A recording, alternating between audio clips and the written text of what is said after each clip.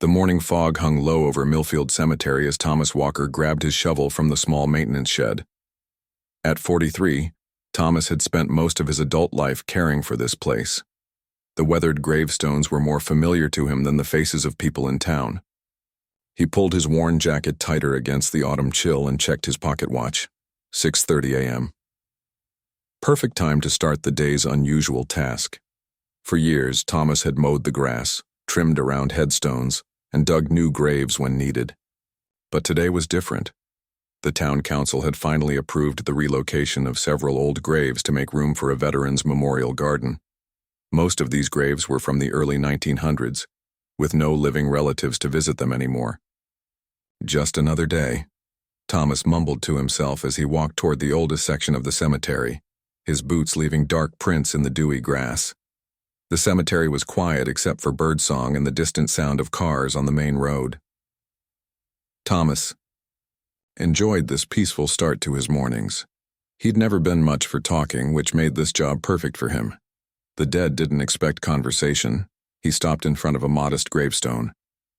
Elizabeth Montgomery, 1897–1923, he read aloud.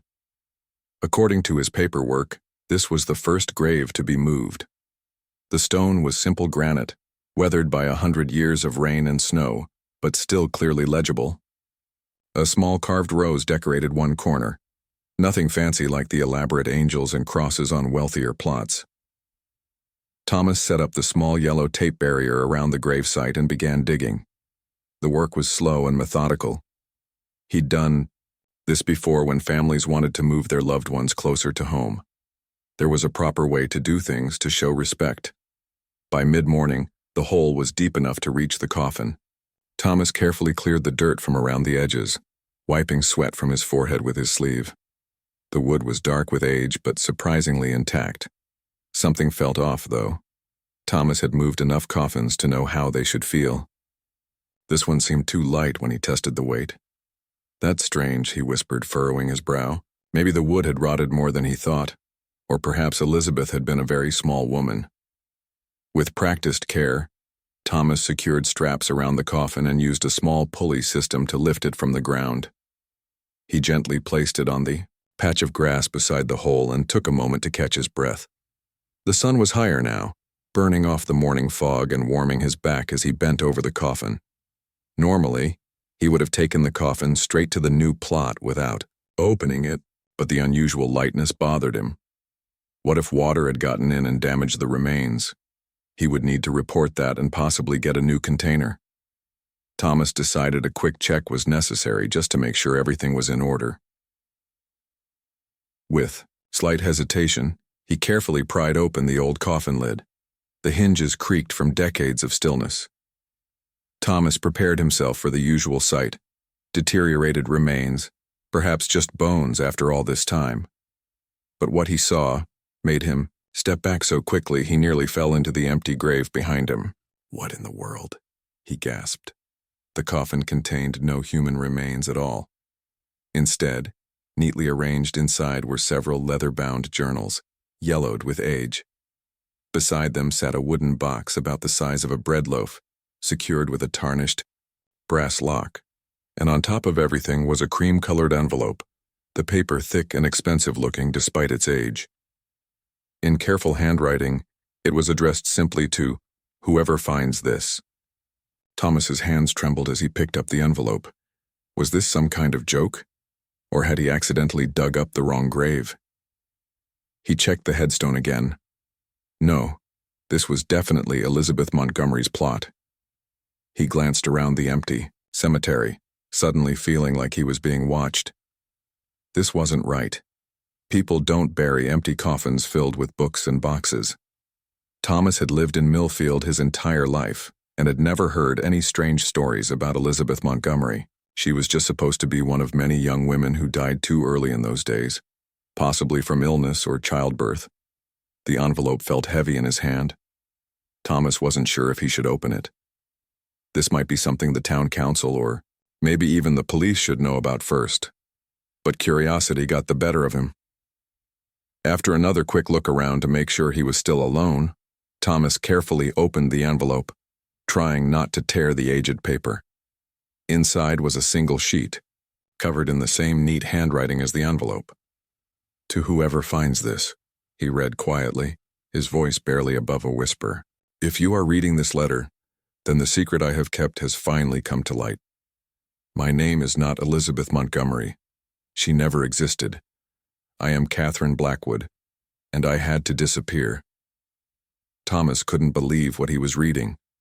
The letter claimed that Catherine had faked her death and created the fictional Elizabeth to hide something important, something that powerful people wanted to keep buried. The letter ended with instructions to read the journals in order and to keep the box safe until the full story was understood. Thomas sat back on the pile of dirt next to the open grave, the letter still in his hand. The quiet cemetery suddenly felt different, as if 100 years of secrets were pressing down on him from all sides. He looked at the collection of journals. Should he take them to the sheriff? The mayor? What if this Catherine person was right, and there were still people in town who wouldn't want these secrets revealed? One thing was certain. Thomas Walker, the quiet cemetery caretaker who had never done anything remarkable in his life, was now holding something that could change everything in Millfield. And he had a feeling that once he started reading those journals, there would be no going back to his peaceful, predictable life. With a deep breath, he carefully placed everything back in the coffin and closed the lid. Then he covered the gravesite with a tarp. The relocations could wait. He needed time to think. That evening, Thomas sat at his kitchen table, a single lamp casting warm light across the worn wooden surface. He lived alone in a small house at the edge of town, not far from the cemetery gates. The place wasn't much, just 2 bedrooms, a kitchen with an old stove and a living room with furniture he'd inherited from his parents. But it was quiet, and it was his. Outside, rain had started falling, tapping gently against the windows. Thomas had called the town office and told them he needed a day to prepare the site properly before moving any graves. It wasn't exactly a lie, but it wasn't the whole truth either. In front of him lay the items from the coffin, the stack of leather-bound journals, the locked wooden box, and the letter he'd already read once at the cemetery. Thomas ran his hand over the cover of the first journal. The leather was cracked with age, but still intact. He opened it carefully, as if it might turn to dust in his hands. The first entry was dated April 18th, 1920. "They think I'm just a secretary," Thomas read aloud. "Dr. Wilson pats my head like a dog when I bring him coffee, never suspecting I understand his equations better than he does. Today I corrected his calculations when he stepped out, leaving the paper unsigned." He was amazed. At the mistake, he'd apparently fixed himself. If he knew a woman had solved what stumped him for weeks, his pride would never recover. Thomas turned the pages slowly. The journal entries painted a picture of Catherine Blackwood, a brilliant young woman who had studied science in secret, only to end up working as a secretary at Montgomery Industries, the company that would later become Millfield's largest employer. "Got access to the lab tonight," read an entry from 3 months later. "The night watchman thinks I'm just cleaning. 2 hours was enough to test my theory. It works. The energy conversion is exactly as I calculated." Thomas made himself a cup of tea as he continued reading. The rain outside grew heavier, drumming on the roof as Catherine's story unfolded before him. She had discovered something big, a new way to harness energy that was cleaner and more efficient than anything available in the 1920s. By the third journal, Thomas was completely absorbed. Catherine had tried to show her work to her boss, Henry Montgomery, thinking he would recognize its value. Instead, he had laughed at her, then grown angry when she persisted. "He called me a silly girl playing with things I couldn't understand," she wrote. When I demonstrated the prototype, his face changed. He wasn't laughing anymore. He told me to leave it with him, that he would look it over. I'm not a fool. I took my work and left. The next entries grew more concerning. Catherine wrote about being followed home from work, about her apartment being broken into with nothing taken except some research notes. Then came threats. Subtle at first, then more direct. "Montgomery offered to buy my research today. When I refused, he mentioned how sad it would be if accidents started happening to bright young women who didn't know their place. His son Peter stood behind him, smirking like it was all a good joke. I've heard how Peter treats women. It wasn't a joke. Thomas got up to stretch his legs, disturbed by what he was reading. The Montgomery family was still powerful in Millfield. Their company employed half the town. There were Montgomerys on the town council, running the bank, owning the newspaper. Peter Montgomery's grandson Richard was the current mayor. Outside his window, the cemetery was visible through the rain, dark shapes of headstones against the night sky. For the first time, Thomas wondered if he was getting into something dangerous. Maybe he should just rebury everything and forget about it, but he couldn't stop now. He returned to the table and picked up the fourth journal. This one detailed Catherine's plan. She had a friend, a nurse at the hospital, who helped her stage her own death. A terrible accident, a closed coffin funeral, and Elizabeth Montgomery was created and buried, while Catherine Blackwood disappeared. Alice helped me choose the name Elizabeth Montgomery, a small joke at Henry's expense, using his family name for my fake identity. The coffin is filled with everything I can't take with me. My research, the prototype, and this letter. Maybe someday someone will find it and understand what happened here. The final journal was different from the others. It contained technical drawings, chemical formulas, and detailed notes about Catherine's invention. Thomas couldn't understand most of it. Science had never been his strong point in school, but he could tell it was significant. The last entry was dated the day before Elizabeth Montgomery supposedly died. Tomorrow I cease to exist and a new life begins. I'm taking only what I can carry: clothes, some money I've saved, and the knowledge in my head. Everything else stays behind in this coffin, buried where Montgomery and his friends would never think to look, right under their noses. I hear Europe welcomes women scientists more warmly. We'll see. If you're reading this, whoever you are, you now hold proof of what they tried to hide. Be careful. The Montgomerys, the Wilsons, the Harringtons. They built this town with stolen ideas and crushed anyone who stood in their way. They're probably still doing it. Use this truth wisely. Thomas closed the final journal and looked at the locked wooden box. It must contain the prototype she mentioned, the physical proof of her discovery. He tried the lock, but it was solid, showing no signs of giving way easily. He gathered the journals into a neat stack and glanced at his phone. It was past midnight. His mind was racing with questions. What exactly had Catherine discovered? Was it really as important as she believed? And most importantly, what should he do with this information now? The rain had stopped, leaving a hushed silence broken only by the ticking of the old clock on the wall. Thomas knew one thing for certain. He couldn't handle this alone. He needed help from someone smart, someone he could trust. He picked up his phone and scrolled to a contact he hadn't called in months. Amelia Chen ran the small local newspaper. They had grown up together, gone to the same schools. She was one of the few people in town not afraid to stand up to the powerful families when necessary. His thumb hovered over her name. Once he made this call, there would be no going back to his quiet, simple life. Was he ready for that?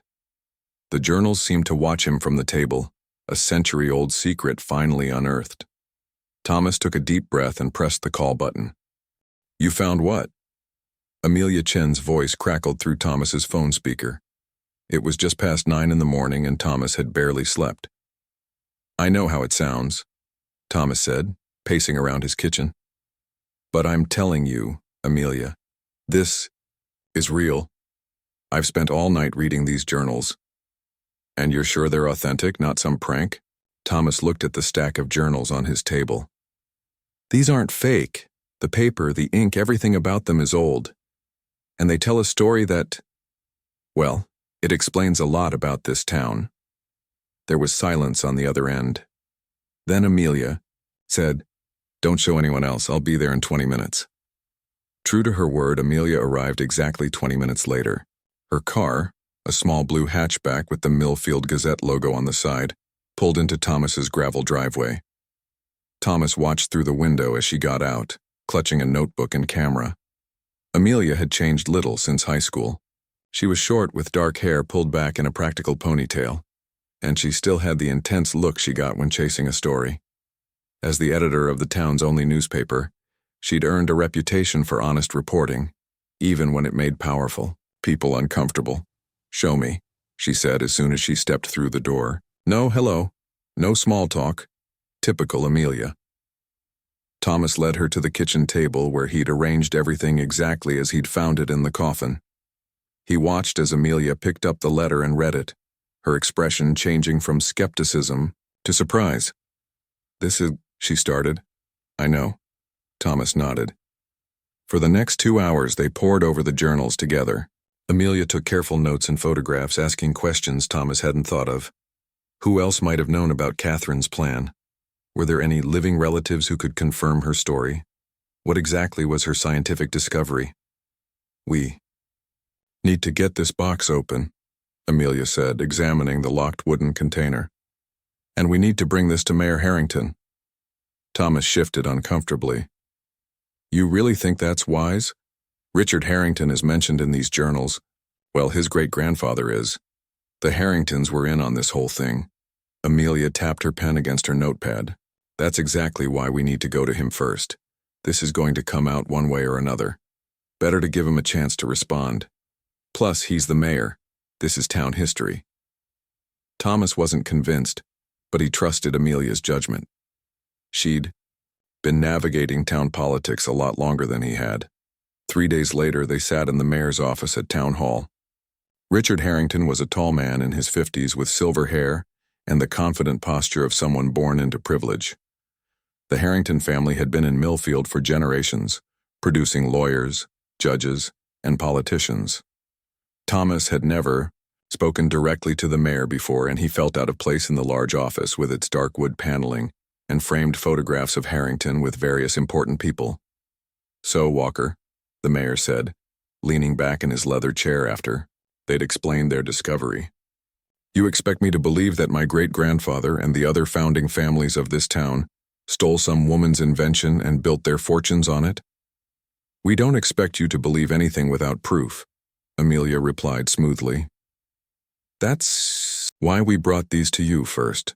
We thought you'd want to know about this significant piece of town history before anyone else." Mayor Harrington picked up one of the journals, flipping through it with a dismissive expression. "And you plan to do what with this story?" "Publish it," Amelia said. "After proper verification, of course. The Gazette has a responsibility to report historical findings of this magnitude." The mayor's smile didn't reach his eyes.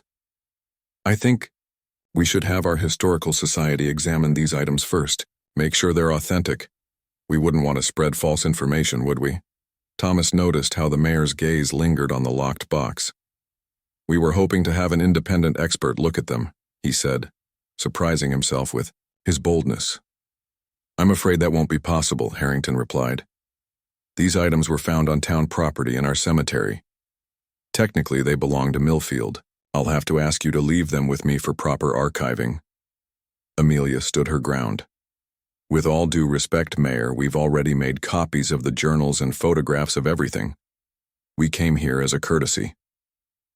The temperature in the room seemed to drop. Mayor Harrington's friendly demeanor vanished.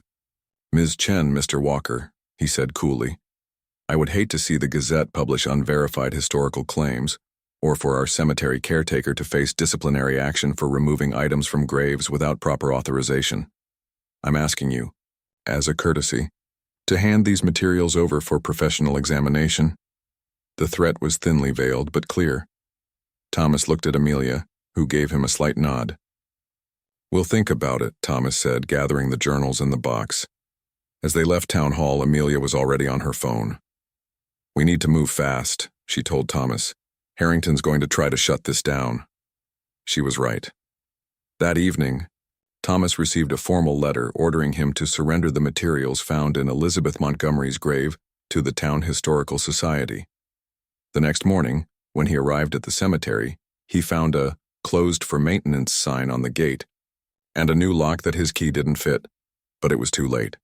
Amelia had worked through the night, and the latest edition of the Millfield Gazette hit doorsteps all over town with the headline, "Empty Grave Reveals Century-Old Scientific Theft, Catherine Blackwood's Hidden Legacy." The story spread through Millfield like wildfire. By noon, the town was divided. Some people dismissed it as a bizarre hoax or ancient history not worth digging up. Others were outraged, especially since many of the families named in the journals still held power and wealth in the town. Social media exploded with debates. The local diner, usually quiet on weekdays, was packed with people arguing over coffee. The Historical Society scheduled an emergency meeting that drew so many attendees, they had to move it to the high school gymnasium. In less than a week, Catherine, Blackwood's story had completely disrupted Millfield's peaceful routine. Town council meetings overflowed with angry residents demanding answers about their town's true history. Business at Montgomery Industries slowed as employees spent their days discussing the scandal rather than working.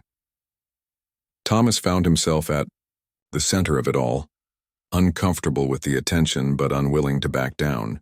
He'd been fired from his cemetery job, officially for unauthorized handling of historical artifacts, but offers of support poured in from townspeople who saw him as a hero for uncovering the truth.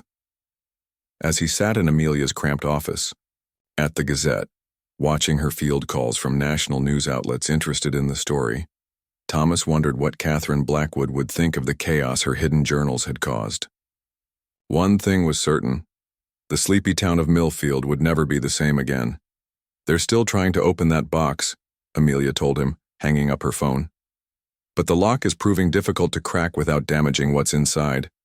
Thomas nodded, thinking of Catherine's final journal entry. She wanted the truth to come out eventually. That's why she left everything where it would be found someday. "Well," Amelia said with a determined smile, "she certainly found the right cemetery, caretaker to dig it up." The local locksmith, an older man named Pete who'd been opening stuck locks in Millfield for 40 years, shook his head in frustration. "Never seen anything quite like it," he told Thomas and Amelia. They were in the back room of the Gazette office, away from curious eyes. "It's old, sure, but it's also clever. Not your standard lock from the 1920s. Thomas wasn't surprised. Catherine Blackwood had proven herself to be exceptionally intelligent. Of course she would create a special lock for her most precious discovery. "Can you open it?" Amelia asked. Pete ran his fingers over the brass lock once more. "I could force it open, but I might damage whatever's inside. Give me a few more days. I want to try something else first." While they waited, the story continued to grow. A reporter from a national science magazine arrived in town, asking questions about Catherine Blackwood and her supposed invention. Then, a historian specializing in women scientists of the early 20th century showed up, excited about the discovery of a previously unknown female inventor. Thomas watched from the sidelines as Millfield transformed from a quiet town where nothing much happened to the center of a historical controversy. He didn't like the attention. People stopped him in the grocery store asking questions or offering opinions. Some treated him like a hero, others like he'd personally insulted their families. "You should never have dug up that grave, Mrs. Wilson told him when he ran into her at the post office. Her husband was on the board of Montgomery Industries. Some things are better left buried in the past. Thomas wasn't sure he agreed. The truth had a way of finding the light, even after 100 years. 5 days after their meeting with Pete, Thomas's phone rang at 6:30 in the morning. "We've got it," Amelia said without preamble. "Pete figured out the lock. Get over here now." Thomas threw on clothes and drove to the Gazette office in record time. In the back room, Amelia and Pete stood over a table where the wooden box lay, open. "How did you do it?" Thomas asked, out of breath from rushing. Pete grinned. "The last journal, the chemical formulas near the end, they weren't just about her invention.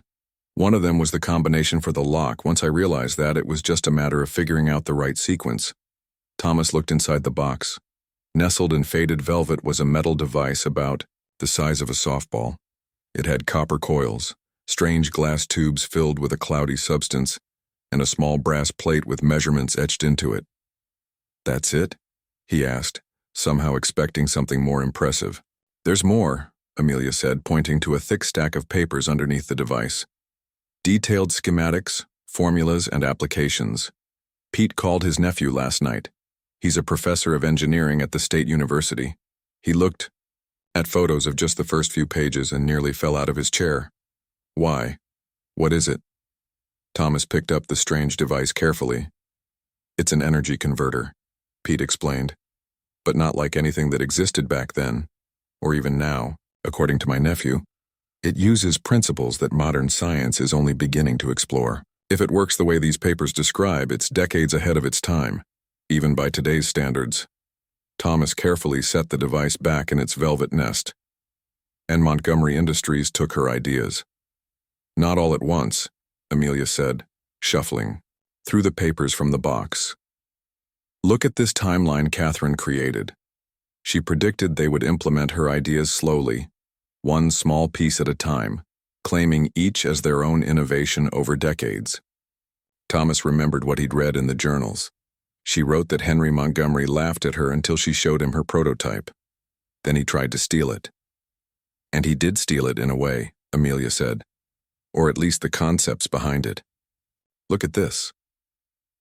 She spread out a series of newspaper clippings Catherine had collected before her disappearance, alongside patents filed by Montgomery Industries in the years after her death.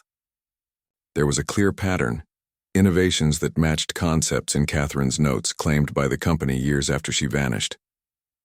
This is bigger than just Millfield, Pete said quietly. This woman could have changed the world. 2 days later, the story exploded beyond their small town.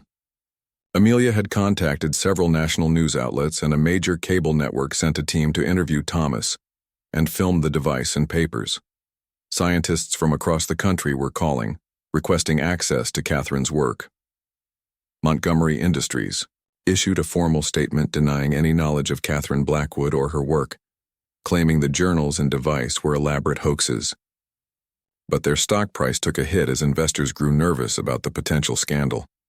Richard Harrington gave a press conference on the steps of Town Hall, flanked by other members of Millfield's oldest families. While we take these allegations seriously, he told the cameras, we must remember that these events, if they occurred at all, happened a century ago. No one alive today bears any responsibility.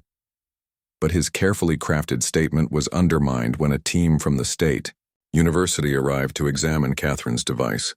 The lead scientist, a woman with 30 years of experience in energy research, spent 3 days with the prototype and papers before calling a press conference of her own. This device is revolutionary, she announced to a packed room at the Millfield Community Center. The principles Catherine Blackwood developed in the 1920s anticipated quantum energy conversion concepts that weren't theorized until the 1970s, and some of her ideas still haven't been fully explored by modern science. She held up a small glass tube that looked like the ones in Catherine's device. This component appears in Montgomery Industries' first major patent filing in 1927, 4 years after Catherine Blackwood supposedly died. It's identical to her design, down to the measurements. The crowd murmured as she continued. More importantly, when we built a working model based on her complete designs rather than the fragmented versions that appeared in Montgomery patents over decades, we achieved energy conversion rates 40% higher than current commercial technology. Thomas sat in the back of the room watching as a 100-year-old deception unraveled before his eyes. Catherine had been right. Her work was valuable, possibly world-changing, and it had been buried with her fake identity while others profited from pieces of her genius. That evening, Thomas and Amelia sat on his porch watching fireflies blink in the cemetery across the road. A team of security guards now protected the grounds. The university had insisted on it after the device proved authentic. What happens now? Thomas asked, sipping a cold drink. Amelia smiled. Justice, hopefully, even if it's a century late. The university is talking about establishing a Catherine Blackwood Fellowship for Women in Science, and there's already talk of patent disputes and historical credit. Thomas looked toward the place where he'd found the empty coffin. Do you think she's still out there somewhere? Or did she die in Europe under another name? I don't know, Amelia admitted. But her legacy isn't buried anymore. That's what matters. As the sun set over Millfield, Thomas wondered what other secrets might be waiting to be discovered, hidden in plain sight all along. 6 months passed, and Millfield would never be the same. Thomas stood at the edge of the town square on a bright spring morning, watching as workers installed a bronze plaque on a newly erected stone pedestal. The plaque bore Catherine Blackwood's name and a brief summary of her story, how she had outsmarted the powerful men who tried to steal her work, and how her scientific contributions had finally come to light a century later. "Never thought I'd see the day," said a voice beside him. Thomas turned to see Pete, the locksmith who had opened Catherine's box. Montgomery Square being renamed Catherine Blackwood Plaza. Thomas nodded. "A lot of things I never thought I'd see." The past 6 months had brought more changes than Millfield had seen in decades. After the university scientists confirmed the authenticity and significance of Catherine's work, national attention had focused on the small town and its biggest employer. Montgomery Industries had initially tried to weather the storm by denying everything. But as more experts examined Catherine's journals and prototype, the evidence became overwhelming. Patents filed by the company over decades matched her designs too perfectly to be coincidence. Under mounting public pressure and facing potential lawsuits from the university that now held Catherine's original papers, the company's board of directors had finally taken action. CEO William Montgomery, great-grandson of Henry Montgomery, was forced to resign. In a carefully worded statement, the company acknowledged historical irregularities in its early patent filings and agreed to establish the Catherine Blackwood Foundation with an initial funding of $20 million. "Mr. Walker," called a young woman hurrying across the square. She was one of the reporters who had camped out in Millfield during the height of the story. Most had left now, but a few remained to cover the ongoing changes. "Can I get a statement about today's ceremony?" Thomas shook his head. "Talk to Amelia at the Gazette. She knows more about it than I do." The reporter looked disappointed but moved on. Thomas had turned down dozens of interview requests over the months. He'd even refused a spot on a popular morning talk show. He wasn't interested in fame or attention. He'd just done what seemed right, uncovering the truth buried in Elizabeth Montgomery's empty grave. Not everyone in town saw it that way. Of course, some of the old families still blamed Thomas for stirring up trouble and tarnishing their legacies. He'd received angry phone calls and nasty notes in his mailbox. A few people crossed the street to avoid talking to him, but others treated him like a hero. The town council, with several new members after a special election, had offered him his cemetery job back with an apology and a raise. Thomas had accepted, though he now spent as much time giving tours of Elizabeth Montgomery's gravesite as he did mowing grass or digging new graves. "There he is," Amelia's voice called out. She was crossing the square with an older woman Thomas didn't recognize. "Thomas, come meet Dr. Lynn. She's heading up the first Catherine Blackwood Fellowship project." Thomas shook hands with the scientist. She had a firm grip and kind eyes behind practical glasses. "Mr. Walker, it's an honor," she said. "Without your discovery, we might never have known about Catherine's work. Her energy conversion principles are remarkable. We've already improved efficiency by 22% in our latest tests." Thomas felt his face grow warm. He never knew how to respond to such praise. "Just doing my job," he said, "digging where I was told." Dr. Lynn smiled.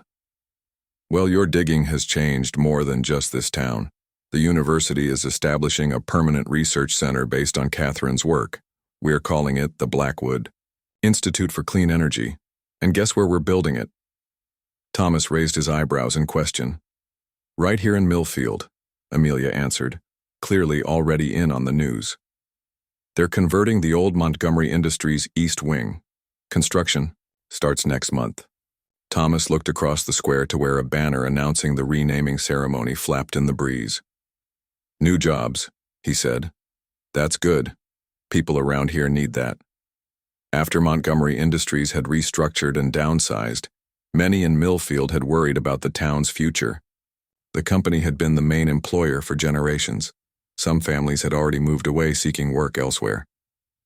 "Better than good," Dr. Lynn said. "These are research jobs, engineering positions, administrative staff, and they're just the beginning. We're also establishing a scholarship program for local students interested in science." A small crowd had gathered near the pedestal for the upcoming ceremony. Thomas spotted Mayor Harrington, who had narrowly survived a recall vote, standing nervously to one side with several town council members. "You know," Amelia said quietly, "for all the trouble Richard gave us at the beginning, he's been surprisingly helpful with the transition. I think he finally realized fighting this was a losing battle." Thomas nodded. "People can change, even politicians." As the ceremony time approached, Thomas found a spot at the back of the growing crowd. He preferred to observe rather than participate. From here, he could see the entire square, the old brick buildings that had stood for over a century, the new banners celebrating Catherine Blackwood, the mix of familiar faces and newcomers drawn by the story. A group of schoolchildren arrived. Led by their teacher, Thomas smiled as he overheard snippets of their excited chatter about the lady scientist who had outsmarted the town's founding fathers. Catherine's story was already becoming part of how a new generation understood their town's history. As the mayor stepped up to the microphone to begin the ceremony, Thomas felt a strange sense of peace. He thought about that rainy morning 6 months ago when he'd opened an empty coffin and found a 100-year-old secret. He couldn't have imagined then how much that discovery would change everything. After the speeches and the unveiling of the plaque, people mingled in the square, enjoying refreshments provided by local businesses. Thomas slipped away quietly, walking the familiar path back to the cemetery. The afternoon sun cast long shadows among the headstones as he made his way to Elizabeth Montgomery's original gravesite. The grave was empty now, of course. All of Catherine's journals and papers had been carefully preserved and were kept in a special collection at the university library. The box and prototype were centerpieces in a traveling exhibition about women in science. A simple new headstone had been placed there bearing both names: Elizabeth Montgomery, alias of Catherine Blackwood, brilliant scientist, 1897. No death date had been added. Despite extensive research, no one had been able to trace what happened to Catherine after she fled to Europe. She had disappeared into history, taking her real fate with her. Thomas crouched down and brushed some leaves from the base of the stone. "You did it," he said softly. "They know your name now." As he stood to leave, he noticed a fresh flower lying beside the headstone, a single rose he hadn't placed there. Someone else had come to pay respects. Thomas smiled. Catherine Blackwood's legacy was no longer buried. The truth had finally found the light.